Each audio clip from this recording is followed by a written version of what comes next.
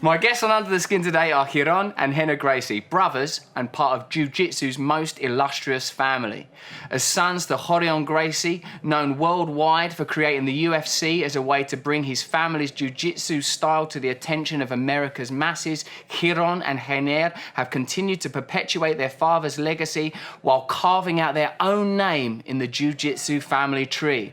This includes taking BJJ into the technological age by founding the online Gracie University, the first interactive distance learning center for Brazilian Jiu-Jitsu, boasting more than 100,000 students in over 196 countries. The hugely popular online show, The Gracie Breakdown, has also seen them amass large numbers of viewers for their mixed martial arts commentaries. Welcome to Under the Skin, Ryron and Rener. And welcome to our house, man. Because here we are in your home stadium in Torrance. Could you, I'm very grateful for being here. So that people at home know, I've been training mostly with Ryron for just 1 week for 5-hour-long sessions. And the thing that fascinates me most about Brazilian Jiu-Jitsu, people that are fans of martial arts will be aware of its efficacy, of its power. People that know your family and your online work will know that there is a sort of a peculiar component to what you do as a martial art, which I've been particularly struck by, a kind of openness and a kind of warmth, and a kind of love. There is something about it that surprises me a great deal. To start this conversation, could you explain to me a little about Helio Gracie and the foundation of what is known as Gracie Jiu-Jitsu? Helio Gracie. Our grandfather, for those who don't know. First, thanks for being here. This is awesome for us. We were delighted to get the call that you were here and wanted to train jiu-jitsu. And for our viewing audience out there and our listening audience, Russell has only had a little bit of training here with us in California, but he is training in the UK and has been consistent for a little while. So it's always beautiful when jiu-jitsu has another, influential figure like yourself join the family and be able to perpetuate the amazingness of what we were so lucky to grow up with. Especially someone that's so good at jiu-jitsu as I am. Right, they laughed. That was a test. Listen, you have all the attributes. You got the legs for the triangle chokes, and you've been incredibly dedicated. But in terms of what you said about, the warmth and the amazingness of jiu-jitsu, while you were saying that, I'm like, wow, it makes sense that it's kind of a shock to someone who gets involved in a fighting art to be received with the warmth and the gentility and the beauty of what is Gracie Jiu-Jitsu, something that you might not have associated with it before you kind of ventured into this art as you began. And you're absolutely right in that we can trace that back to our grandfather, but really the core of what Jiu-Jitsu is, right? Jiu-Jitsu is the most gentle martial art on the planet and self-defense system while also being the most effective. So we have the ability to not only defend ourselves against an attacker, but if we have to defend ourselves against someone, they're not gonna get hurt. They're gonna be okay. What do you think it was in particular about your grandfather that meant that Jiu-Jitsu, as it evolved through your family, has maintained this kind of gentleness? What was it about him as a man? Our grandfather was very frail, very light, very small his whole life, so he had to be the most technical person in the room. And because he was so technical, naturally he can't rely on his physical attributes. He can't go out there and beat people up. So the gentility, I think, started there. If he was 6'3", 225 pounds, maybe it wouldn't have been a gentle experience for you this week. But the fact that he was as small as he was, we kind of continued what he was so passionate about, which was being technical. So from the inception of Jiu-Jitsu, the idea that disadvantages can become advantages is seeded in it. The idea that something that would be considered a disadvantage, being frail, being small, these things can be turned to an advantage. Yeah. That for me already seems like an interesting philosophical point. But as well as being of course, I love all the gentleness and the warmth and all of that. But this is not the origins of this art in Brazil. There's a lot of conflict, a lot of combat, a lot of honor, a lot of your grandfather demonstrating the effectiveness of these principles in, fights. Can you tell us a bit about that? Yeah, well, so that's kind of how the West was won. It was these challenge matches, right? So if you do jiu-jitsu and this guy over here does karate and both think they are the most effective martial arts on the planet, you have to fight to see which one is more effective. We have to have a debate. Yeah, a debate when it comes to martial arts is basically a fight. It's a conversation. And they're done in a spirit of education and the spirit of exploration. Our grandfather never considered himself a professional fighter, like a prize fighter, like you see today with the UFC and professional boxers. He didn't do it for the sport of it or even for the money of it. Our grandfather was a teacher of jiu-jitsu who fought other people in no rules settings to prove that the jiu-jitsu he was teaching was effective. That was his demonstration of his effectiveness. You see the difference? Yeah. Whereas someone else might just fight for the sake of getting paid or the fame of it. Our grandfather fought because he believed what he was teaching was effective, and how else could he prove it than by choking someone out who was much larger, much heavier, much more athletic than him? He must have had phenomenal drive nonetheless. This is a man that had a personal mission, because to take jiu-jitsu from where it was in, the 1920s, is that right? Yeah, 20s, 30s, yeah. To where it is today, of course, his sons and your generation have also contributed incredibly to this transition, and we'll get to the UFC and that kind of stuff, and your father's work with that. But what do you think drove him? What made him want to do all that? He always tells the stories about what jiu-jitsu did for him, right? When he was a very young, teenager, and he started learning these techniques, and how much it helped him, how he could barely run up a flight of stairs, and he was not athletic at all. He starts learning jiu-jitsu from watching, and before you know it, he's teaching it a little bit, and now he's on the mat teaching a lot. So jiu-jitsu took him from this frail little kid to a superhero, to Brazil's first national sports hero. So if jiu-jitsu did so much for him, he feels like, he felt like, I have to show this to the rest of the world. How can I not give this if it saved my life? So it began as selfish. It began as, I'm doing this right now because I'm a little skinny, little weak kid. I need this for myself for survival. It began with that, but it ended with service. And now he's affected just by his actions and those of his kind of his future generations, his successors, I should say, that the whole world, martial arts will never be the same and can never be undone for the work that little guy did in Brazil, and then of course the family bringing it to America. And our whole lives, he always said, you guys, jiu-jitsu, anybody can do jiu-jitsu. It's for anybody. But like you said, this is a very gentle place, and you were a little bit surprised as to how pleasant it was here at Gracie University. People often think like, I don't know if jiu-jitsu is for me, I don't know. But Helio Gracie thought, no, there's no doubt jiu-jitsu is for you. It's for you, for you, for you, for you, for you. And he knew that because it was for him. And if he could do it, being who he was, of course you can do jiu-jitsu. He is the lowest common denominator. Yes. And if he could do it and grow the way he did, no one is exempt from the learning process and the growing process. And also what he believed you had to do jiu-jitsu was very little. Somebody might think that jiu-jitsu is, rush somebody, overwhelm them with punches, take them down and armbar them. To him, jiu-jitsu was simply managing distance, good communication, talking the person down. Who knows? Could be a little bit of not getting punched in the face, not getting headlocked, just simply surviving, just staying safe for 2 or 3 minutes until somebody breaks the fight up. You just did amazing jiu-jitsu, and who can't use that? He had a personal mission that, in a sense, is comparable to the way a lot of people feel about spirituality. Like people that have experienced enlightenment, they think, I've got to share this message with the world. It's too good. Or perhaps myself with recovery from drugs and alcohol, I have a sort of a comparable sense of, I want to help other people with this. I feel an obligation that if I can do this, other people can do it. It's interesting that at the point where this art was conceived, it was about someone that felt, that they were vulnerable and inefficient, or even, as you have said, like a smaller, weaker guy. Now, this is something that's still relevant to me learning it, because as we have discussed when I've been having the personal sessions, it's like, for me, it's about accessing an aspect of myself that I've not been comfortable accessing before. It seems important that within this forum that superficially could be seen as being about strength, domination, control, vulnerability is a significant aspect of it. Peculiar that that's continued, no? Yeah, we talk a lot about how the more you learn, the more you realize how much you don't know. Yeah, right? So the vulnerability, the moment you step on this mat in this room, you're very vulnerable. Which is why I guess everybody in the world is not walking into a jiu-jitsu school, because they fear, maybe being embarrassed or being injured or being, overpowered. So the vulnerability, it takes a lot to come in here.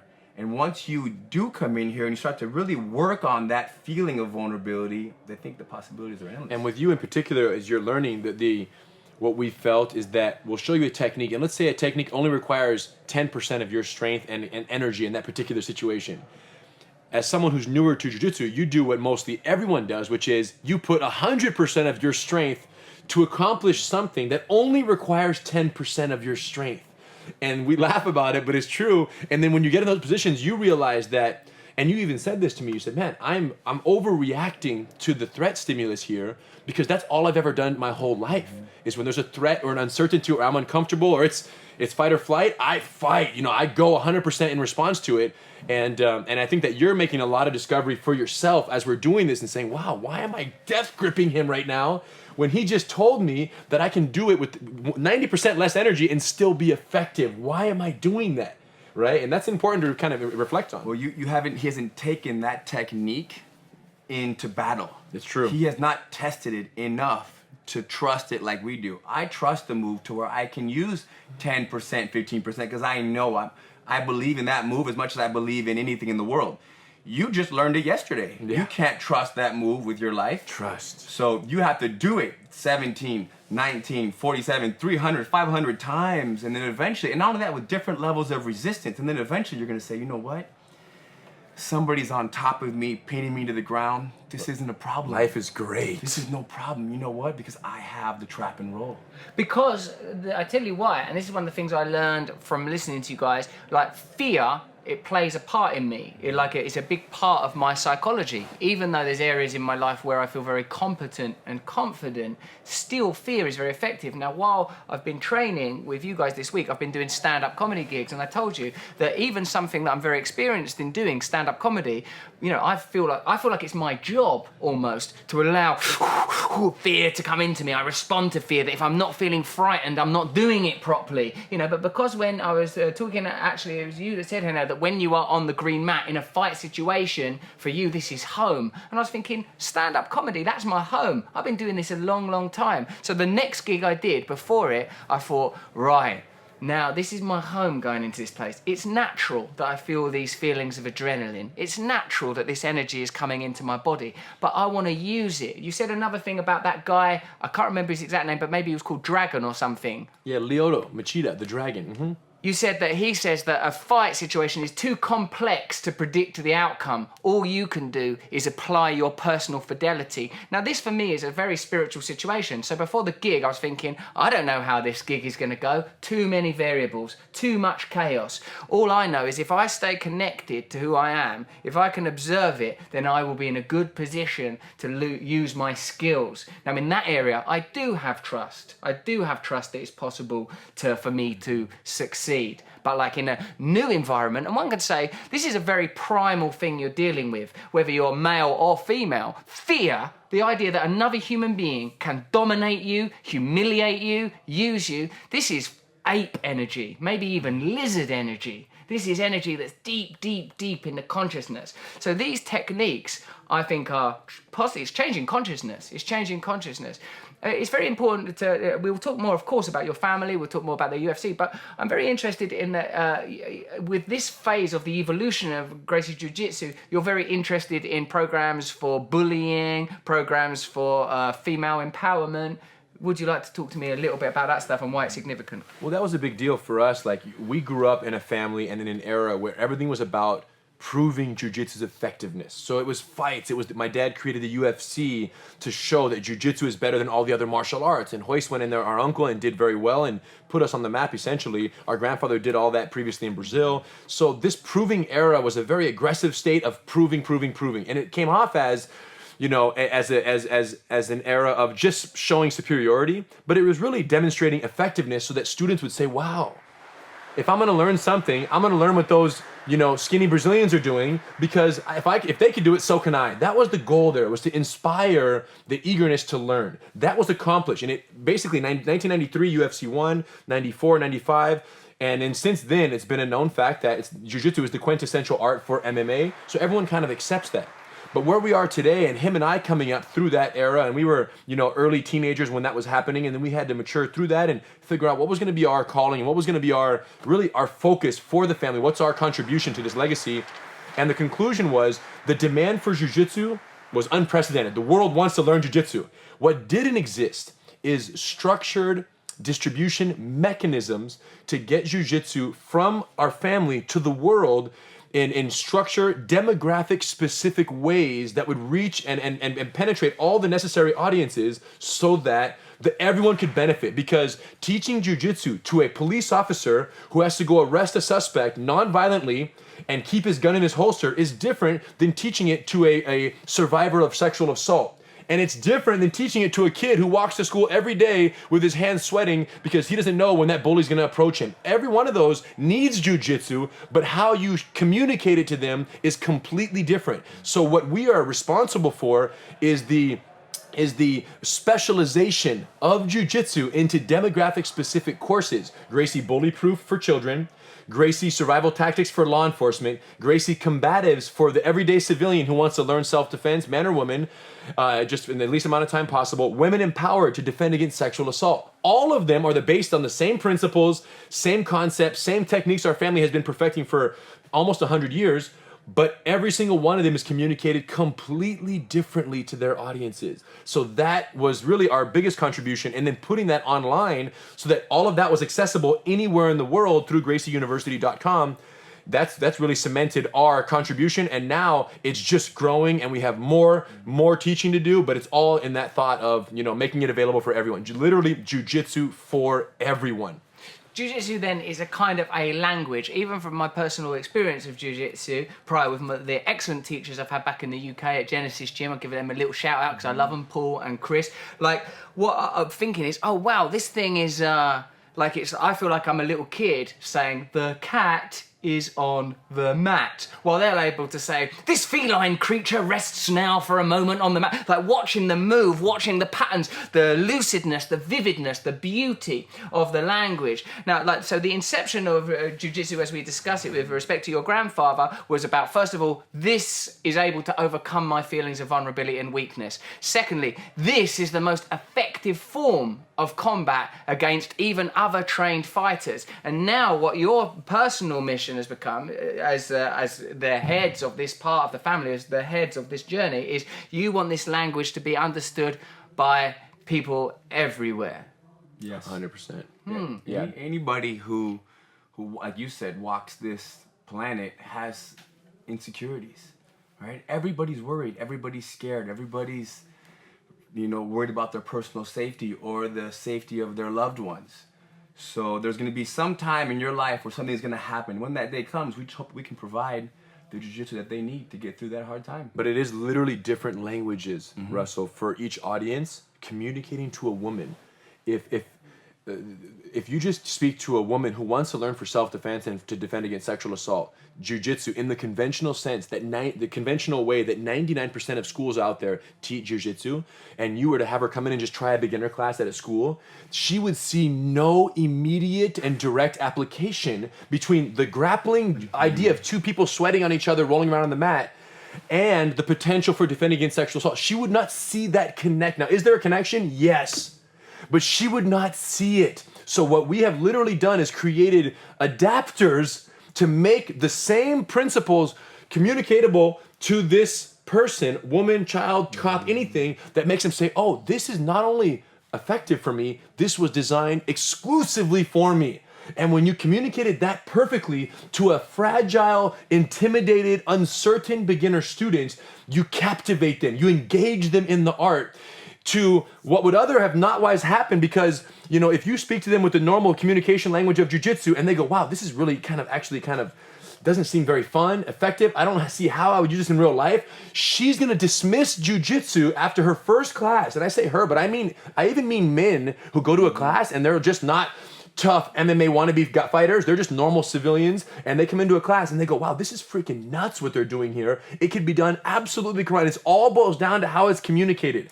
So the answer is yes, everyone needs jiu-jitsu. Everyone can benefit from jiu-jitsu, but if you communicate it wrong, it's a disaster. And this even course to course, like even within the beginner Gracie Combatives course, you have 3 new people on their first day. Yes. Even those 3 have to be communicated to differently. That's how special There's a it is. 225-pound kid that just came out of college, playing football for 3 years in college, and now you have somebody who works at Bank of America down the street. Those are 2 different people in the same class. Program, 2 same different program. energies. How are you making these individual evaluations? What signs are you reading of how a person needs to be taught and embraced? What are the things they are conveying? We already know everything we need to know. From the handshake. Right? The moment Just from that, we already Go on know. then, so... We already know. Well, that We was a already handshake. know. So tell me then from that, what do you... Just from that. So take that personal example. All right, I get it. Listen, just from that, from you're that- a highly energized, overly eccentric, potentially an actor, and a comedian of sorts, and you're coming here. You're excited to be here, but you're very nervous. No! Listen. I won't have that! So you're excited to be here. You've been waiting to learn this stuff your entire life. So you're like, give me more. Your information over. Let's give it to this guy because he's excited about it right At now. the same time, we can't be too excited because he's also very strong. You can tell from his handshake. Yeah, it's so, a yeah. It was firm very, handshake. my hand's a little sore from that So right now. if So yeah, we- Quite tough. So if we're too excited, it might make him a little too excited. He won't relax. True and he'll that. rush through the Which movements. is what we're experiencing with you is that no matter how gently we teach you the moves, you're over committing to their execution. So our talk to you on the mat, as you've noticed, has to have been overly compensating to like, hey Russ, look at this. And we whisper to you during class. And you're like, wow, why are they so relaxed? Why are they so calm? We hope We're that trying to his- bring you down. We hope that your movements will match our whisper. And then you'll become the Jiu-Jitsu whisperer. When did you learn those things? Which these are psychological and anthropological skills. These are not. They obviously clearly intersect with martial arts. So when you're little kids with your father and your uncles Yeah. and whatever family members were significant then, how are you being taught this stuff at the same time as you're being taught this is how to do a triangle? Our grandfather always talked about how whenever he touches someone, they start getting weak. And he has this energy about him and this aura. And what he meant was that if I put my hand on you and my hand is like this, no matter how tense you are, it's not gonna take too long for you to also relax.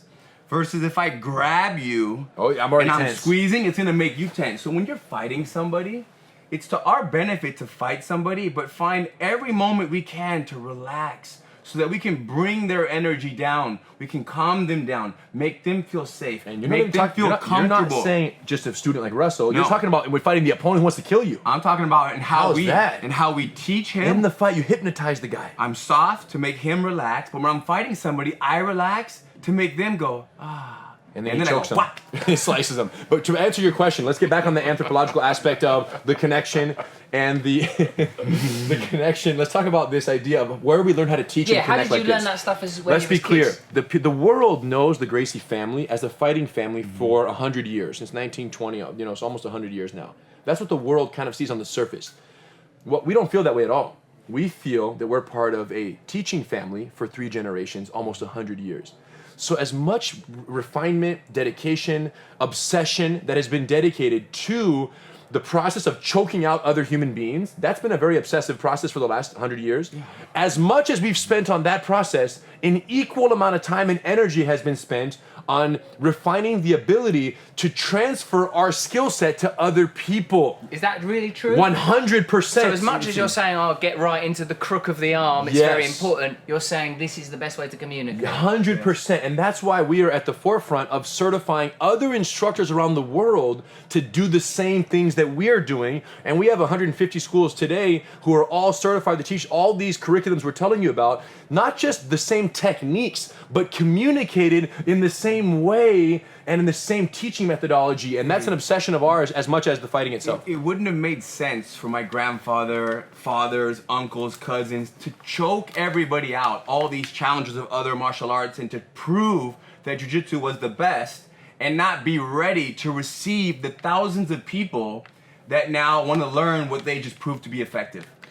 How was it to grow up as young men, transitioning from childhood through adolescence and puberty with the natural imperatives to impress your masculinity and individuality on your family environment, when what goes before you is a sort of a warrior class? What was it like being teenage boys? What's that like? Every day I proved my warrior spirit on him. Yeah, I'll tell You you. know, that is so true. I proved to my family and everybody all my uncles and cousins and my grandfather that I was a warrior by how much I could beat him up. So as a young kid, he did receive a little bit, I'm sorry. But that was me trying to prove that I was a warrior, and it was a big thing. There's a little pressure, especially at the age of 13, 14, of wanting to be, what they were, which is, these, like you said, it's warriors. But as time passes, we quickly realize that what they are is not just warriors, but they're more than warriors. They're here to help people and to save the world. So I didn't necessarily see my uncles and my father as these fighters. I saw them as men that were making a difference in changing lives. So that aspect of it, the sort of social and compassionate aspect, was you were aware of that quite young. I think that might have been even a little stronger, especially because I didn't go down the route of fighting professional, being an athlete and a fighter. I went down the route of a teacher. So maybe I was more influenced by the teachers that were in the world in my life. Although sort of the generation before you, there are, world-renowned fighters. Yes. Well, and they were also around teaching, but they were in a time where nobody believed that Jiu-Jitsu was the best martial art in the world. When Royce Gracie wins UFC 1, like in the interview straight afterwards, like, oh, what are you going to do? He says, I don't care about the money. Like, oh, you've won $50,000. He says, I watched it the other day, I don't care about the money, I'm going back to teaching. That's what, that's what he says.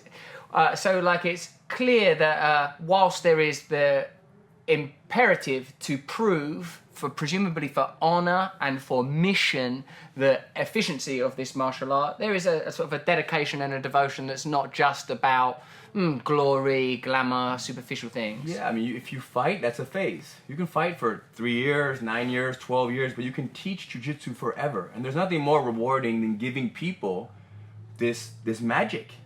Jiu-Jitsu is magic. Took Ryron Gracie from, a small 130-pound frail man, couldn't do anything, to the superhero of the world. So this is magic. We're distributing magic.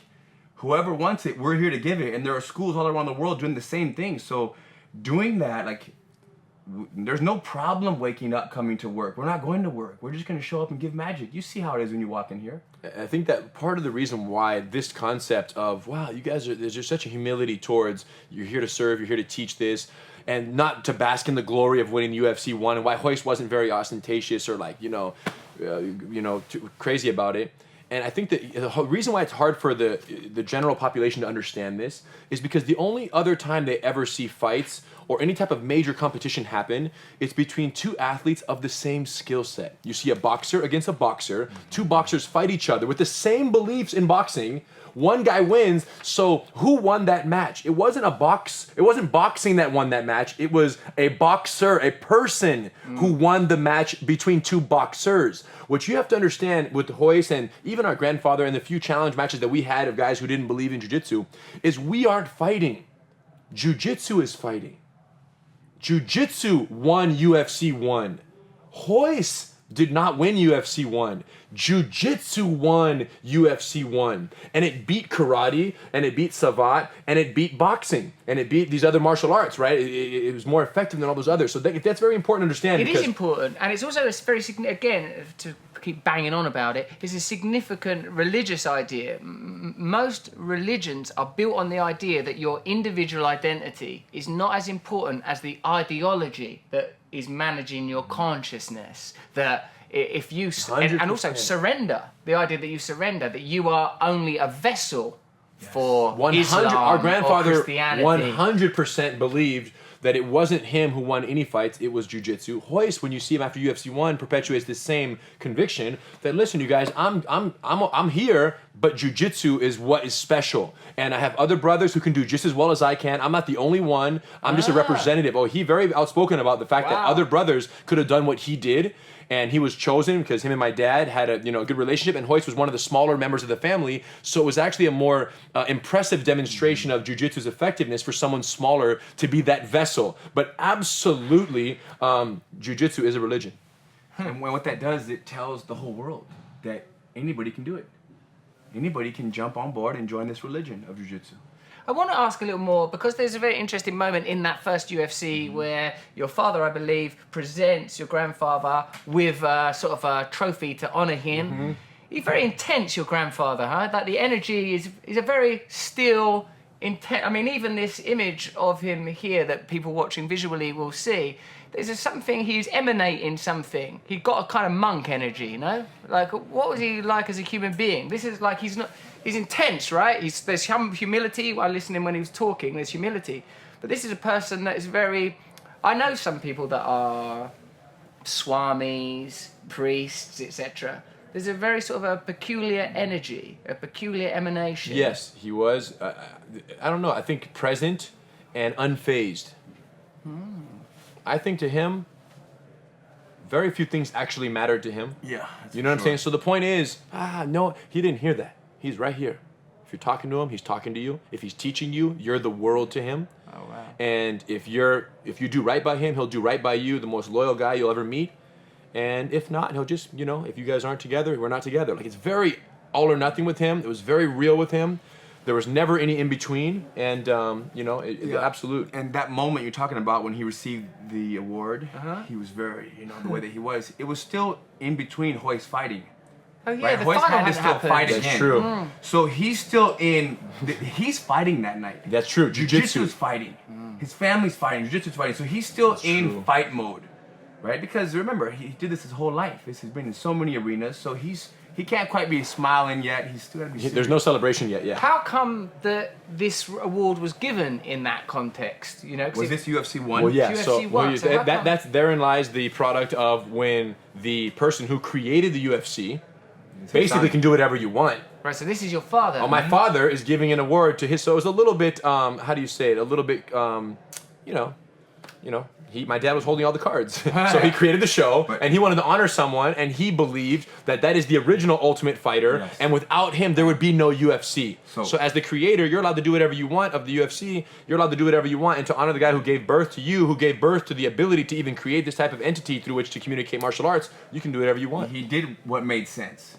It makes perfect sense to have this guy in the octagon at UFC 1 receiving an award. Especially to everyone who knew that. Now, there were some people who booed the occurrence. Well, that's people, 'cause I know, because they just want to see more fighting. they want to see more people punching. Who is this guy? Why is he getting an award right now? We don't care. We want to see more punches and more beer, and let's just get crazy right now. So there was that audience. But anybody who knew the origin of Jiu-Jitsu, the UFC, Gracie family, this is absolutely If meaningful. you're enjoying the UFC, okay, thank him. Even today. Thank him, and thank our father, Ryron and Gracie, and thank every Gracie who's ever fought and put their neck on the line against other arts to get it to the point where it could be this spectacle on television. How do you feel about how the UFC has permutated? It seems to me like the UFC has become a huge spectacle, and it's hugely successful and must be generating a lot of revenue, but from a person that doesn't know very much about it, it seems that what it's had to do in order to do that is to let go of many of the principles of its foundation to align itself, as many sports have done, with the principles of consumer capitalism in order that it can be more spectacular, etc. So is that? I mean, well, everything you just said is what we feel. We feel that Jiu-Jitsu or the UFC began as something that was exclusively designed, make no mistake about it, as a vehicle to demonstrate the effectiveness and superiority of some arts and the insufficiencies and deficiencies of other arts. That's the only reason it was even conceived. It was just to show the difference of different martial arts, and it served its purpose. After UFC 4, 5, 6, right in that pocket, everyone said, wow, that little Brazilian guy wrapped up in the white pajamas, he's gonna win. You know what I'm saying? Like, that guy, he's gonna tie, watch, he's this little skinny guy's gonna, and once you started becoming where you knew the outcome before it happened, Jiu-Jitsu had made it to America and to the world, and mission accomplished, we'll call it, from an education perspective. And then since then, things started changing on the production side. They started adding time limits and rules and weight classes, and they modified the format so much so to make it more friendly for television. And then eventually, thanks to Dana White and the Fertitta brothers, they made it a sanctioned sport where people it's actually before it was just a fight on TV, and then it became a sanctioned sport, which, even though that was very much against the origins of what we were trying to do with the UFC, and by we I mean our father and our ancestors there, even though it was against that, it was absolutely necessary for it to stick around, because it was running into some political pressure that it was going to get pretty much terminated entirely if it didn't make the adaptations necessary to grow to what it has today. And we benefit immensely from its current popularity today, because Jiu-Jitsu's main exposure to the world is through the means of a UFC fight where one guy does a chokehold that, rear naked choke or a triangle choke, which is now a household name because of the UFC and because of the, millions, billions of viewers worldwide. We can say that the UFC today doesn't allow jiu-jitsu the way Helio Gracie practiced jiu-jitsu to be demonstrated. It's tougher, Because of the fact that you have rounds, it doesn't allow you to let your opponent exhaust and burn energy while you're conserving energy. It forces a little more of you to push the pace. So it's not quite the safest jiu-jitsu. Yeah. But yet there are still many amazing examples of jiu-jitsu and Well, and techniques remember, being done and principles being performed. And remember the boxing example? How when two boxers fight, boxing doesn't win. A person wins. Today in the UFC, when two guys fight, it's not like, and we have fighters here who represent and fight in the UFC, who are students of ours, who we have one that's fighting right now in a few weeks, in UFC 222, and when he goes in there, he represents jiu-jitsu. He does jiu-jitsu, but his opponent is a black belt in jiu-jitsu also. So when he goes in there, it's not so much jiu-jitsu one, because they both believe in jiu-jitsu. So our student's application of jiu-jitsu and his approach to the fight may be more intelligent, and he may prevail or not. So it's an individual who's going to win, not an art anymore. And that's basically what Hiron's talking about, is now you have competitive athletes of high athleticism and capabilities going in there and testing their individual attributes more so than the authenticity or legitimacy of the art they practice, because everyone's practicing the same stuff. So that argument has been won. It's done, been yeah. demonstrated. So this is what another aspect of this conversation I'm interested to explore is you as men living in the ordinary world. What's it like for you if you find yourself in a situation of physical conflict, or if a physical threat emerges? What is that like? And tell us some stories about it, because people love shit like that. I mean, the thing is, people say that getting in a fight is easy and walking away is difficult, which I guess I kind of like that. It's a good little. I like that line. Line But to also, live by. getting in a fight is also easy, especially if you're scared and you don't know what to do. Just go crazy and just attack the person out of fear. But for us, I feel like I walk around this world and I look at 99% of the people in the world as sheep. What do you mean by that? They, like, in terms of physical Threat level. to me, like, they're all sheep. So if somebody happens to be cussing at me in a car or honking at me and flipping me off, or in line at a restaurant, there's disrespect done, I look at that and I say, man, there's zero. I don't even get, my heart doesn't even race anymore. Huh? What about the Disney World melon example? I was at Disneyland and I had a melon in my hand, and as I walked into the hotel, this man called me. He said, "Look at that guy carrying his melon." I was with my girlfriend, my wife now, and he said, "He must be a faggot." And then I had the melon, and I said, "Is he talking to me?" I said, "It must be." I'm the only guy with a melon. No, Not everyone's got a melon. Yeah, I have a It's an unusual accessory. So I looked and I thought, man, this guy, why would he say that? And I looked at the guy, and he has 2 kids with him, a 7 and a 9-year-old. And I just smiled and I said, wow, have a good day. And that's it. But there was I didn't feel like, what? And I was with my girlfriend, especially being with a woman. Good. You can feel like you want to defend Your your honor, honor yeah. in front of her. Stand up and show how tough you are. Yeah. But the fact that he was 5'7" made it a little easier to walk away. Maybe if he was 6'5" and really big and a potential threat, I might have wanted to prove a little more. But then again, I don't even think so. I would have still looked and said, "Sir, is everything okay?" Just to be clear, I want to. If he really wants to fight, we kind of have to give him the option. For you, your confidence in this martial art has moved you to a place where the circumference of fear is much further away. It would, for you, violence or confrontation or combat is something that would only occur when absolutely necessary. Probably much more likely to happen to me because I'm like if something like that happens, for me, panic, fear, chaos, demonstration. People don't realize how much they contribute to making a street fight happen. That's interesting. Right? When there's an argument between 2 people, there's a talk, before you know it, we're yelling, then there's pushing, now they're punching and they're fighting. So we're contributing. We can either make it a fight or we can make it a conversation that ends right there. So knowing how to respond to somebody that's pissed off that you took their parking spot, or who you accidentally look at their girlfriend in an inappropriate way, knowing how to speak to that person, it means everything. And how you speak to them stems from how you feel. And if you feel like everything's okay and that you're not going to be hurt and that if you do get in a fight, it will all be fine, then you're going to speak from a much more calm But if you don't place. feel safe, if you don't feel prepared to handle the physical altercation that might happen, you're going to respond in fear, and that fear is going to escalate the combative energy between us. The way you have to look at it is you have to imagine that between Hiron and I, there is a meter, and everything he says either increases the combative energy or decreases it. Everything. There's no neutral.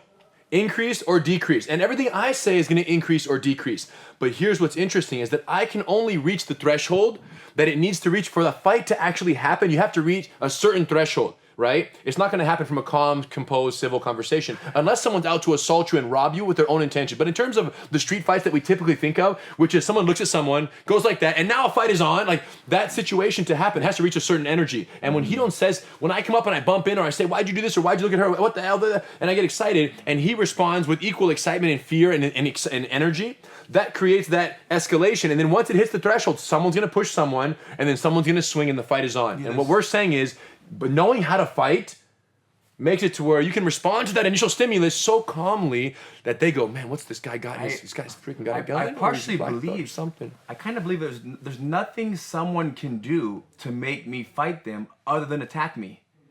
Right? Now, even if they had their hand on my shoulder, like, yeah, you don't know, man. Even then, they're not attacking. They're still talking to me. I don't take that as an attack. Whereas most people, he put his hand on me, boom, and it becomes a fight. So there's very few things you can do to make it a fight. And what is one? Throw a punch. That's it. To go for a headlock. That's it. Anything other than punching me or trying to grab my whole body, there's no fight going down. It makes me realise that in my own life, not even outside of the idea of physical combat, in the idea of just emotional relationships where there will be no physical conflict, romantic relationships even, the equivalent of putting the hand on my shoulder, I'm too easily triggered as a person. I'm too busy looking for problem, fear, like it's too much in my makeup, you know, like it's too much in my makeup. But a more local example before we drop it deeper again. What about, you told me the House of Blues story? Yeah, so I like this little story. So my now wife Eve, then girlfriend, were at the House of Blues over there in Anaheim. We were watching our friends Ozo Motley, amazing Latin dope crew, and they're doing their music thing, and I'm in there, and it's great music. And I'm standing with Eve, and it's a semi-crowded situation, and there's a guy to my immediate right here who basically created his own mosh pit. By himself. By himself. He's moshing alone. He's just boom, going. And he bumped me once, and I'm like, all right, I'm a passive, patient, gentle guy. And he bumps me again, and I'm like, he's having a good time. But it got to the point where, you know... You wanted to mosh with him. You want to mosh? Join? It got to the point where he was making it unpleasant because I was not able to focus on the party. And then I thought, well, we could just move. But then the problem is I would permit him to continue his behavior, which would make it unpleasant for other people around him. So... the conclusion was made that he had to be dealt with. And I thought, okay, you know, it's very noisy. And I couldn't just say, excuse me, sir, excuse me. It would be too out of the world. I had to get his attention. So this might be the first time there's a necessary physical demonstration. Is it possible? Can you cover this? Because you did. Yeah, I can stand up right here. It was pretty fascinating. Yeah, so I'll do it to Russell then. Yeah, so he's here moshing. Yeah, I'm moshing the chair out of society. I say, hey man, I can tell you're having a very good time. But I'm not right here with you bumping into me every second. So why don't we calm down and let's continue to watch the music. So what are the significant aspects of that? Well, first of all, I just had to, and I didn't yell at him. I whispered to him. Like, it was like that. Even though it was noisy, like, I was so close that I didn't have to yell. So as you can see when I entered right here, it's one hand on the neck. I don't like that feeling. One hand on the tricep right here. One hand on the tricep. So right now, elbow me in the face right here. Can't, I'm too close. Turn and punch with the other hand. Got you right here. We're in the clinch already. We got him. Okay? So we're already, I have a tactical position right here of safety, but this right here sends a message. What does it send? Control. It's like, I think with animals, like when you put a puppy in your mouth, you know? I don't put puppies in my mouth. When a mum dog puts a puppy in its mouth, I think that's sending a very old message, deep into the biology. This brought him back to when he was like 4.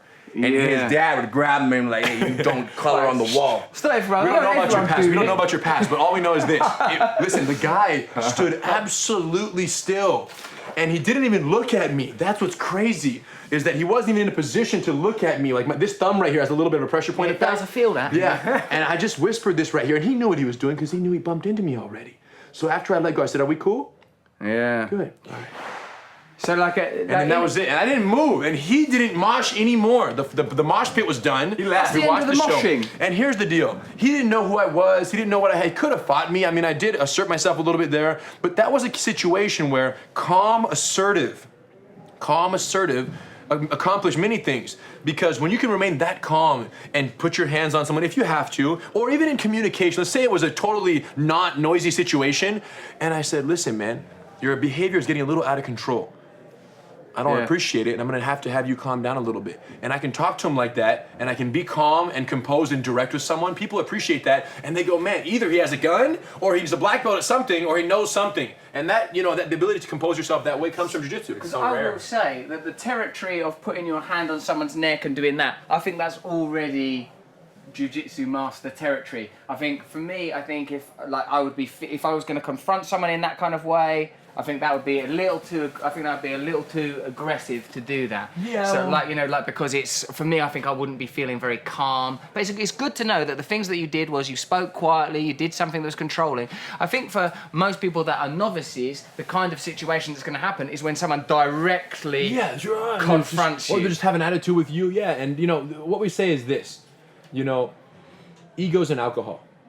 99.9% of fights, altercations that happen today would be completely non-existent if you remove the egos and the alcohol from the equation. Right. Simple. I've taken the alcohol out, but the ego is bad. I know you said that on the front door, the doormat here, it says leave your ego here. Mm-hmm.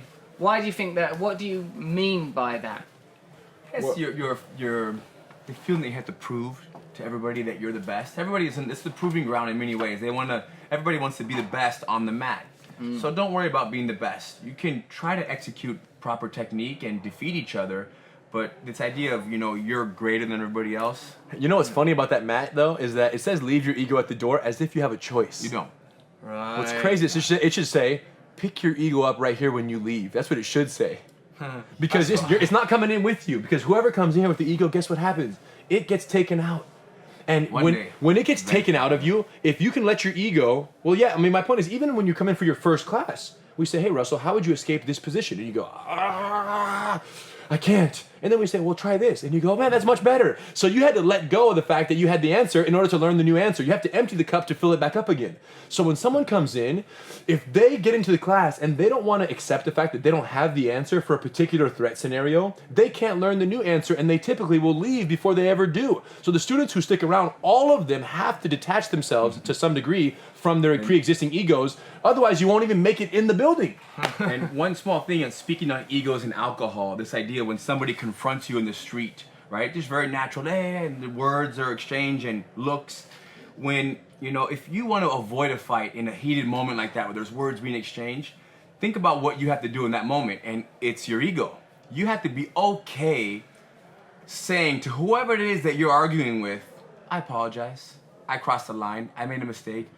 I see why you're angry. I see why you're frustrated. I shouldn't have done that. I don't know what I was thinking. How can you want to fight me when I say, hey, you're right. I don't know what I was thinking. You're right. I crossed the line. I'm going to move back. I'm not going to do that again. That's self-defense. If we instead feel like, and maybe I was right, I can say, no, you shouldn't have said that. And I was here first. That kind of attitude, there's no point. It's going to lead to a fight. We're willing to do whatever it takes not to fight. And there's good reasons why, you guys. Listen. The avoidance of the fight is the most, especially for our viewers and listeners, the avoidance of a street fight, even one that might seem absolutely imminent, it's unavoidable, is the most important self-defense tip you'll ever learn in your life. I've never been in a street fight. I was one when I was in 7th grade, and that was the last one. I was 12, 13 years old. That's the last fight I've ever been in, besides a little bit of a diffusing situation. But the point is this, the street fight, even the street fight that you win, you often lose. Because think about this, you get into a fight, you fall down, you take someone down, your elbow hits the ground, you get stitches, you gotta go to the hospital after, you get an infection, staph infection, and you won the fight. Let's just say you won. Or, let's say for our friends who don't know jiu-jitsu, you get into a street fight, someone puffs up, you puff up, they puff up, you puff up, you swing and you crack them and you chip their tooth, and now you have a $20,000 dental bill on your hands because we live in a litigious society. So self-defense doesn't just mean how to avoid getting knocked out. Self-defense means self-preservation. Preservation of your finances so you don't get sued. preservation of your body. If you get in a fight and you get beneath someone and you're in the bottom of the guard, and let's say they have a bloody nose because you hit them on the way in, and now they're bleeding on you, there is bloodborne diseases or transferred the diseases and the bloodborne illnesses that can be transferred. So you don't want someone bleeding on you in a fight. You want to avoid anything that has to do with the fight. So this idea of don't fight because it's the right thing to do. No, don't fight because it's a stupid thing to fight. If you can avoid it at any cost, you want to avoid a fight. And I feel like too many people think about self-defense as just the ability to win the fight, not the ability to avoid it altogether. It's very difficult to overcome that because we live in quite a martial society. We live in like, if you take the example of what's happening in UFC, something that started as a demonstration of the efficacy of a particular martial art in universal or open conditions became controlled and regulated for the purposes of commercial purposes. It seems to me as well, another thing that I'm learning from my early experiences of Brazilian Jiu-Jitsu, that it's very much about awareness. It's about having an awareness of your life as a whole, like, I don't want to get into confrontations, and an awareness of the present. While I'm listening to the two of you talk, I'm continually thinking, these are universal principles. These are applicable outside of the art of jiu-jitsu and outside of combat. That when I'm approaching my work, when I'm approaching my relationships, stay in the moment. Think I'm with this woman for the rest of my life. So why do I want to have a big argument where I say something damaging? Or with my child, I have a relationship that lasts forever. So it's not, in a sense, it's like the combat and conflict, because it is so vivid, it's more obvious. It makes certain principles more obvious that are also applicable in all communication, because I suppose, as we've said earlier, this is a language. This is a form of communication. And one of the things I've noticed with both of you, and even that demonstration, is that's a communications expert. That's someone who knows how to communicate in a very, very expert way. And possibly the reason you've not had any street fights is because for the last 20 years you've been neck clamping people every time you leave the house. In my defense, I only did that one time. But I will say this, regarding the principles you're referencing, it's beautiful because, we talk about self-defense and fight and not fighting egos and alcohol, but what's crazy is that for every one time that I've ever had to touch someone, there's that House of Blues, and there was the one in 7th grade.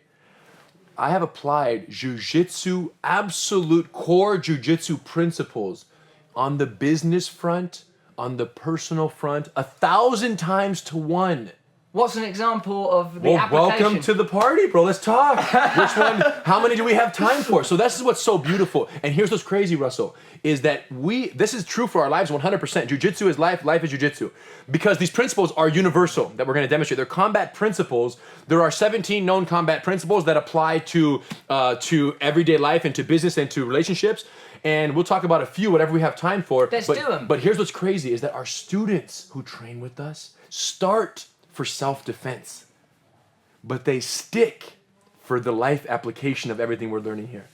Once you've trained for 6 months, including you, 5, 6, 7 months of good jiu-jitsu, you'll never need to train again for self-defense reasons. You'll be okay. You'll know how to manage distance. You'll know how to avoid getting knocked out. You'll at least won't go to the hospital, and you're good to go. That's all you need for a fight. Just don't get beat up. You'll have that ability in a few months with jiu-jitsu. But then why keep training for 16 years? Because every single day you come to class, you're reinforcing principles that we're going to demonstrate right now. All right. So what are we going? Now we're on the floor. Yeah, now we're here. Come on. It's going to be you two. I'll commentate. So, commentate, because our friends at home who are listening to this, we're going to do the best we can. But let's just demonstrate one here called position before submission. Critical principle. The right move at the wrong time is the wrong move. Hidon is right now mounted on me. It's called the mountain jiu-jitsu, both knees over my body. And one amazing submission from right here is he pins the arm down, he locks his elbow in, he goes under my arm, grabs my own wrist, and this is called the Americana arm lock. All he has to do right now is slide my hand down, and my shoulder will dislocate right here, and I'll be in excruciating pain, and I'll either tap or scream. Fight's over, he wins. Americana arm lock. Great technique. And what was that principle, Henna? Watch. Position before, so he's mounted on me. Go on my guard, Hidon. Now Hidon's gonna go inside my guard. It's called the guard, inside my legs here. Very common position in MMA. He's gonna do the exact same technique. But watch, dive on it, Hidon, dive on it, watch what happens. And now fight's over. So why the exact same technique was completely useless, and not only useless, but actually dangerous for him. using the technique from a different position. So as he dives across and goes, Americana arm lock, right? It looks correct. Hand grabs, his other arm will go under. The problem is this, when you do the Americana from within someone's legs, lock it up, they can create an angle on you, shoot this leg through, and they can get up on your back. Because my legs are around Hiron's body, I have control of the position even though he's applying the right submission. So the question then becomes, what are the implications for this? You can join us down here or have a seat there, Russell. The question becomes, what is this actually? Oh, show Pumas down here. Yeah. The question becomes, what is the implication of this in an off the mat sense? Position before submission. The right move from within the wrong position is the wrong move. So let's just say that you have a product or you have a service or a plan of action or something, and you're offering your product to the marketplace and it's not doing well. Let's say it's something you're really passionate about though. You're extremely believing in this product. This is your Americana arm lock and it's not doing well in the marketplace. Well, you have to reflect on and say, wait a minute. If the Americana is something that I know I'm supposed to be doing and I'm supposed to be selling, why isn't it succeeding? And the question is, are you in the right position? Are you selling it for the right price? Are you doing it are you offering it to the right market demographic? Are you highlighting the correct and most beneficial benefits or properties of the product or service, and to make sure it has the most effective penetration in the marketplace? Maybe are you doing it for the right reasons? Yes. Are you doing it for the principle of service? Are you doing this to create common good? So is your position correct on what you're offering or servicing? So this is the first principle. One principle. Position. Position before submission. So you can have the best Americana. If you do it from the guard, you're dead. If you do it from the mount, you win the fight. Same Americana, different application position, and it's completely different effectiveness. The question is, what's your Americana in your life, and are you operating from the right principle and the right position? Failing forward. You don't get me in the guard. You're gonna do the arm lock right there. Check this out, you guys. So the question is, in the guard, beautiful technique for Hiron, and we talked about how before, I should not go for the Americana because he can take my back. But let's flip the script now. What can he do from the guard that is so amazing? If I'm strangling him or choking him, he creates an angle, his legs fly up, and he breaks my elbow right here. He's holding my wrist, he's hyperextending my elbow with his hips, and I either tap or snap right here. It's a done deal. Okay, beautiful technique. Let's do it again, and this principle is called failing forward. So Hiron's gonna go for it, spin for it, catch it, and look what happens. I rip my arm out, and then from here, look what he does. And the fight's over. Yes. So what happened right there? I ripped my arm out of the arm bar. So at first glance, you look at that and say, wow, the opportunity was stripped away from Hiron. And 99% of the world would see that as a lost opportunity. He sees it as a perfect triangle setup. So don't you notice how in society, and we'll show it one more time, then we'll talk about the actual application here. He makes an angle and breaks the arm right here. When he's going for the arm lock, he wants my arm to stay here. But if I rip this arm out, he can't do that move anymore because this is the wrong arm. Watch, try this. He can't break this arm because my arm bends this way. It's normal. It's this arm that he would have liked to have broken. Great. So from here, when that fails and that's no longer available, this leg just comes around my neck and crosses around my neck. And now, foot on the hip turn, and I'm completely chokeable. Not just chokeable, but specifically because I ripped this arm out, I'm 100% exposing myself to a better technique in the aftermath. So before we apply this as a philosophy, yes, just as a combat position, that's incredible because you're on the, like Hiron is on the floor, on your back, but from here the arm bar being available is amazing because this is a technique that I've learned in the last few days. It's a very beautiful technique, and then even if that arm is removed, if you're conscious enough, if you're awake enough, there is the opportunity to move the leg to the other side of the head. And then you just said it, if you're awake, if the opportunity is there, you're prepared to seize it. Because think about this, no matter who you are, what your profession is, what your passion is, what your pursuit is, you're gonna have setbacks. There's gonna be personal setbacks, individual, your life circumstance, something happens, throws you off your rail. There's gonna be industry setbacks. Let's say like the comedy industry takes a hit and no one's going to shows anymore. Who knows? Jiu-Jitsu takes a spike, MMA, whatever. There's gonna be an industry setback, and then there's gonna be potentially a society setback where there's an economic downfall, everyone's on a crash, and things are tough. But don't you notice how sometimes in the setbacks, people lose and suffer, but there's always some superstars who come out and they capitalize and they win when everyone else is losing. Don't you wonder what operating system are they on that allows them to capitalize and grow to the extent that they are when everyone else seems to be failing in the same environment, right? And the answer is this: when you are going for the armbar and an arm rips out and you're mourning the loss of the armbar, there is no ability to see the new opportunity that's there. So the key of this principle called failing forward is allow unfortunate circumstances to happen, observe them, but immediately once they happen, know that they no longer exist, that they're there and they move on. And now what you observe of the present situation and what the opportunities are. And I've never caught a triangle that I didn't believe was there or would be there. So when someone rips an arm out, I'm not mourning the loss, I'm actually expecting the triangle that's gonna come next. So when opportunity meets preparation, amazing things will happen. The challenge for most people is they're not putting in the preparation time when everything is going well, so that when things go bad, they can capitalize when everyone else is suffering from the loss.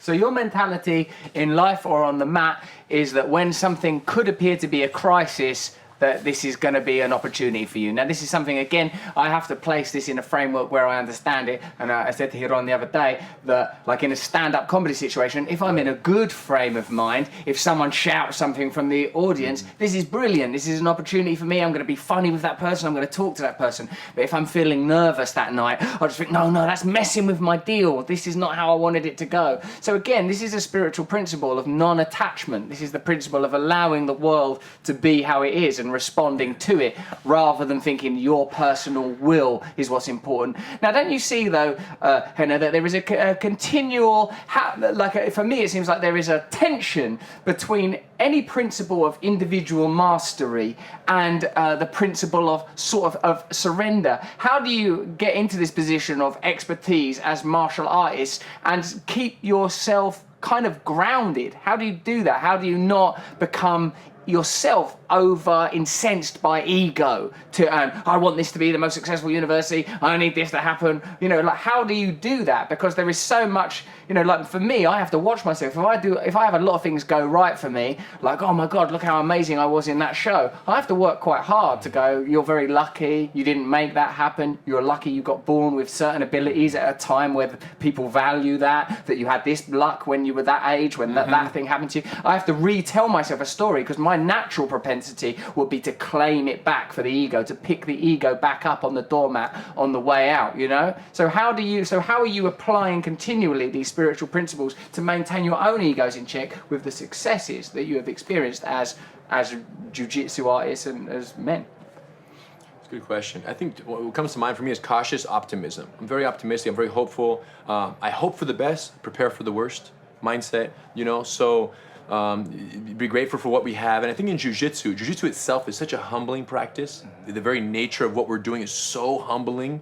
To come to the mat, train with these guys and other, talented training partners, and realize what you know, what you don't know, and continuously sharpening that sword, that you never get too high, but the confidence that jiu-jitsu gives you also prevents you from ever getting too low. So you stay in this very healthy place that even when things are going exceptionally well, you know that, hey, I got to prepare for the worst, and I always got to be thinking about what's next and growing and planning. And jiu-jitsu is 3-4 moves ahead, so that game planning for jiu-jitsu in a real fight can be applied to, to business and to entrepreneurialism 100%.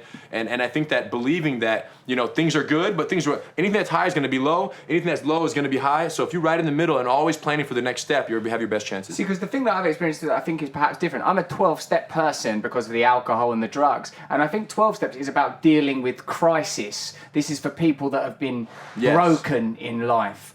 And so, because I think that I have, in the 12 steps, a philosophy that is very applicable. You admit something is a problem. You believe it could improve. You accept help from people or entities, if you believe in that kind of thing, that are more experienced and more powerful than you. Then there are some administrative steps and some other principles as well.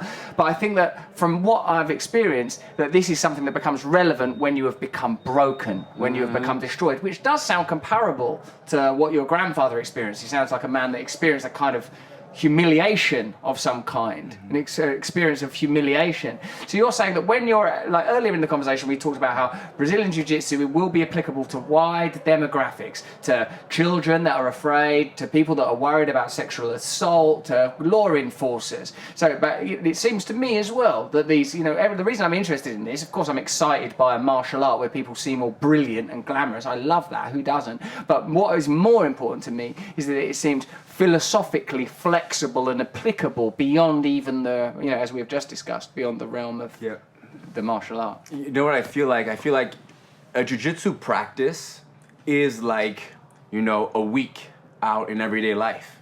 Like, think about the things that go down in one practice, especially when you're fighting against each other. You're experiencing so many hardships. You're failing, right? You're being outsmarted. You're being manipulated. These things are happening to you while you're grappling. We're being tricked, and you know, we're being threatened. You feel like you're under pressure. There's the risk of injury. There's all these things happening, especially right now amongst us too, as black belts fighting each other. Yeah, how is that? When it's like a war. So when these things go down, and then we learn to deal with these things on the spot. On the spot, I experience immense threat. Yeah, and then I have to fall back and use what I've learned my whole life to deal with that threat. So I just practiced it, like you talked about earlier, in our 10-minute session that we did a fight. So 3 days later, when I feel threat, I'm at home. I feel threat every day.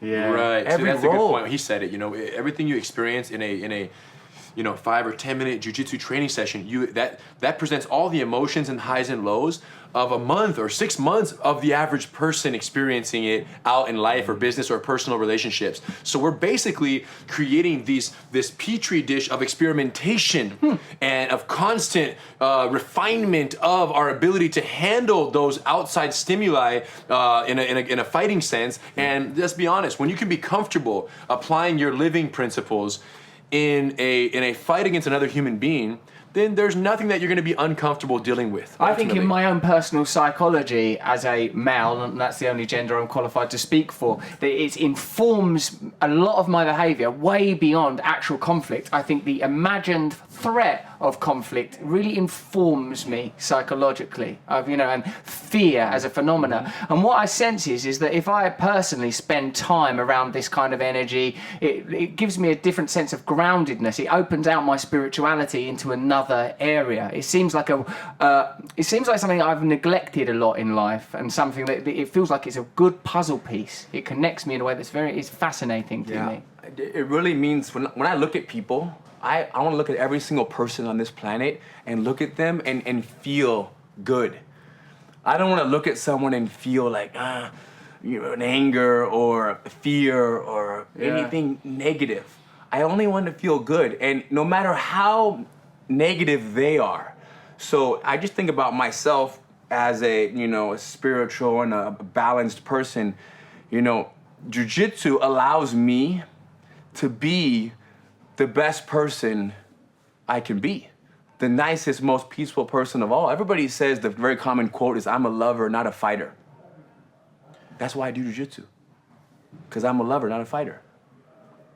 This is no question about it. I've been in those sessions, although a lot of it did seem more like fighting than loving. No, be honest. You were fighting, he was loving. But think about how if you don't want to do the martial arts because you're a lover, what that means is when you're threatened, how are you going to defend yourself? By hurting the person, because you don't know how to do it any other way. You can only hurt the person to defend yourself. Me, on the other hand, I practice fighting all day. So when you attack me, I can love you back. I think it would be remiss to wrap up this interview without me being involved in some demonstration of a move, because I've really, really loved this conversation. I've loved hanging out at the Gracie University, Gracie Academy for this week. It's been brilliant. I can't endorse it heartily enough. But I think it's been Let's wonderful share experience. with them the punch block series from the guard. Can we show them the one that we had worked on stages 1 through 4? Have you guys reviewed some of that? We did it. We did it. Let's do it. So let's talk about, and this is comfort in worst case scenarios. This is comfort in worst case scenarios. This is the with next me, principle, and this Russell technique Brand. demonstrates it beautifully. Do you want to go? Russell's gonna do it. Yeah, you want to get his guard? You're gonna do it. I'll talk to the principal here, and Russell will be doing. Where am I in this Slide situation? down in the bottom of the guard right here. Taking off my West Ham socks. I don't want to dishonour that football club. Yes. So you guys want to slide down south a little bit, come down a little bit. So in the guard, wrap him up in stage 1, Russell, where you have head control, arm control here. Well, real quick. Yes. If he doesn't wrap me up in stage 1, Yes. if he lands down here and has no plan, Worst case scenario. bad news. So imagine, Russell, being here with zero jiu-jitsu knowledge. This is awful. What would someone do in your position who knew nothing right now? They're panicking, They they're panic, covering protect their their head. face, and he don't just drop bombs through the cage, around the corner, in the body. You're gonna eventually get opened up and get knocked out from here. This is actually, for most people watching, this is actually worst case scenario. But when you understand jiu-jitsu and you understand a little bit of distance management concept, which Russell has learned from us, we can demonstrate it now. It's a series of stages to mitigate this threat and be able to stay safe and calm as a result of that. So stage 1 is when Russell, have him wrapped up, get inside, and hug his head, Russell, the head and arm control that we talked about. Yep, wrap that arm, and you're here. This is called stage 1. And then if, let's say we're here, and he don't start trying to pull body punches, bring your knee inside, Russell, and that's stage 2, other knee. So now he's blocking punches at the second stage of protection. If he don't sits up, and he's on his chest, Russ, look at that, he's blocking now at stage 3. Now he can't reach punches from there because he's too far. And if he stands up, stage on the feet on the hips, this is called stage 4. So with all these stages, you notice that how Hito's never at the range to knock you out. And then from there, punch, let him back in, Russ, wrap his head up, and he's back to stage 1. So it's a cycle. And you can go from stage 1 to stage 3, sit up to 3, right there, knees on his chest, look. Or 4, direct, punch, let him back in, boom, boom. And he pulls him back down. So to be able to and what happens throughout all these exchanges, he's burning energy trying to hit you, and you're just managing the distance so he can't knock you out. So he's exhausting while you're preserving energy. I'm having a lovely cuddle. If you relax, yes. If you relax, like we talked about, and don't tense up too death grip. It's me. Why are you doing it? Why so tense? It's me. And then you control from here. And then we have your triangle. Why don't you I want to do the triangle. So bring your arm inside over here. Bring your knee inside. So that's where you push his arm away and bring your knee inside his arm. Slowly. Yep. Shin comes in. Now slide to his wrist here, boss. Now pull your leg out and around his neck. Beautiful. Cross that leg. Get the arm across. Shove his arm over. Now grab his head and lock your legs up nice and tight there. Squeeze your thighs together. Grab your shin. Tight thighs. Everything squeezed now and pull your head down. Pull his head down. Grab his head. Grab his head. You think? Thighs. Yes. 6 seconds and he's Victory. gone. And that principle right there is called the win-win principle. You do the move, he taps out, you let go, everybody wins. Think about this. You didn't hurt me. Right? He hurt my ego. He neutralized punch. He went for a triangle, and I feel a little pressure on my neck, and then I tap or I cough a little bit, and then you release. Right. He didn't punch my face in, break my nose. You didn't have to. He could let go of me and say, hey, is everything cool here? so And I awesome. kind of like, half fell asleep. Let's say I passed out a little bit, and now we can stand up and have a cup of tea. There doesn't have to be this No beating. alcohol. That was because I'm English, right? No alcohol. That's lovely. Yeah, That's but so beautiful. To be able to neutralize the threat, to be able to put out the fire without adding more fire to it. Yes, Yeah, yes. to be able to stop violence without violence. Do you see how this is so applicable to bully proof and to a child who's getting bullied? Because if you have a child, which you do, congratulations, and they're growing up 3, 4, 5, 6 years old, and someone's picking on them, and you didn't have jiu-jitsu to teach them, you would say, hey, child, go over there and punch him in the nose, because you don't have another resource to help them stand up for themselves. And then you basically turn your child into the bully to fight the bully. But jiu-jitsu is such a gentle approach to the same threats that it neutralizes it, and they could literally be friends after the altercation is complete. My children, they will not even call jiu-jitsu fighting. If the time comes where they're getting bullied and they're 7 years old and 9 years old and they start doing jiu-jitsu, they didn't fight the kid at school. They just controlled the situation. Right. If we think of it as fighting, then don't let our kids do this. No, change your idea of what it means for your kids to stand up for themselves and fight back. When you use jiu-jitsu, you're not fighting back. That's so You're just- beautiful, that you're talking. framing. I've already thought that, I want to teach my daughter, Mabel, that, to when she says, I am angry, to say, no, you're not angry. Just in Right. this moment, you are experiencing anger. The anger will pass. But you're saying that you could reframe the whole way they see the world, that even a situation which a lot of people live with fear of physical violence, you could see it as just as, this is that thing happening where I do the gentle cuddling of jiu-jitsu. We've been doing this at home with them, just on the carpet. You just play jiu-jitsu so they won't hesitate to tackle the kid that's been bugging them for the last 2 So they don't weeks. see that as a fight. They see that as a physical resolution to a threat scenario, but not as a violent proposition. Therefore, there should be no barrier to prevent them from doing what they need to do, because the biggest problem, and we did a video of this recently with our friend Vince Vaughn, who's also a student, and we talked about this concept of the biggest kind of threat and concern you have for kids in schools is not even the bully, it's the policies that are implemented to try to prevent bullying. They're called zero tolerance kind of bullying policies, which means if someone's teasing you, that's wrong, but if you stand up for yourself, you're also wrong, so you're gonna both get in trouble. And that's a problem, because then a child is paralyzed by a policy and will not defend themselves because they're not allowed to fight at school. Anybody who's involved in a fight is wrong. Both kids get suspended. So you have a policy that's meant to help the victims of bullying, but it actually enables the bullies, because if I tease you and poke you, I know you can't stand up for yourself because you'll get in trouble if you do. So the good kids are handcuffed, the bad bad kids take advantage of the fact that no one else can stand up to them and they can get away with all the bullying they want. So it's a parent's job to say, hey, son or daughter, whatever the school policy is, don't worry. You can always do your self-defense. You can always neutralize any threat against you in a non-violent way, and you're never gonna be wrong with me. And if it's wrong with the school, I'll deal with the school myself. But a child needs to hear that from their parent, otherwise they remain handcuffed. Serious. And back to what I said, when you're in the principal's office, Yes. you know, you're in trouble for fighting. I wasn't fighting, principal. I wasn't fighting. I was just neutralizing- holding the person, just talking to them with a hold. No, I didn't fight. I didn't punch It them. I didn't wasn't- want to make them what do blood. you I mean didn't punch fighting? them. No, I just held them down until teacher came. Fighting is punches and kicks. What world are you from? This is very beautiful. I think that you're reframing a lot of things. You're reframing fear, you're reframing conflict and combat. You're helping me to address things, I think, like the psychological issues that have probably lain about in the landscape of my mind unaddressed for a very long time. Very, very grateful to both of you. Thank you very much, Ryron Thank you. and Rener Gracie. Huge honor for you to come Thank you. visit us, man. Come anytime, and hopefully you can make it down to California more often. We can roll more. We can talk more. I'm going to be doing a lot of push-ups between now and when I next see you. I think you're going to be impressed with the results. Thank you so much. Thanks, Huge both honor. of you. Thank you for being Cheers. here, Nice brother. one. Nice one.